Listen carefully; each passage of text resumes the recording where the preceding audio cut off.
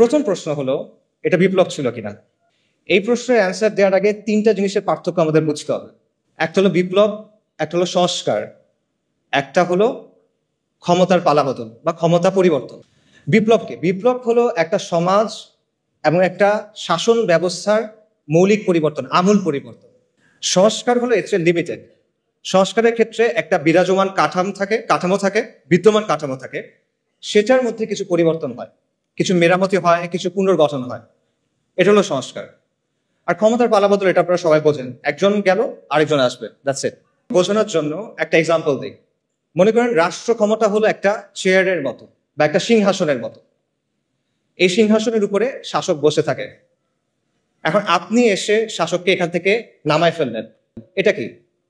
এটা হলো সরকার পতন। আপনি তারপর চেয়ারে বসে গেলেন, এটা কি?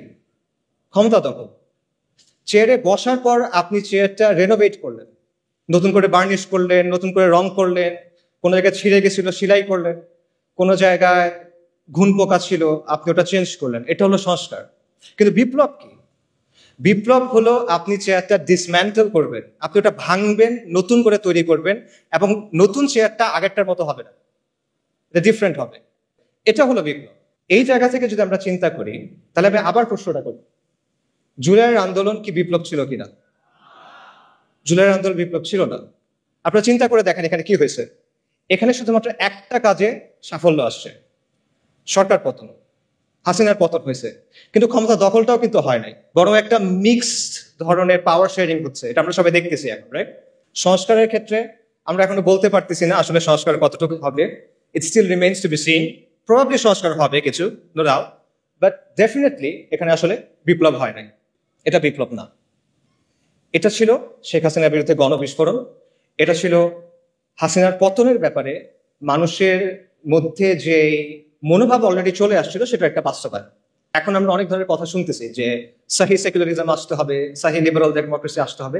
এই ব্যাপারগুলো আসলে আসবে না। কেন আসবে না? কারণ মানুষ এগুলোর ব্যাপারে কেয়ার করে না, মানুষ এগুলো আসলে বোঝেও না, যারা বোঝে তারা চায়ও না। এগুলো হলো ৭২-এর সংবিধানের মতো একটা বিষয়, যেটা আপনি মানুষের গায়ের উপর রেখে চালাই দিচ্ছেন। But at the end of the day the people don't care about these things.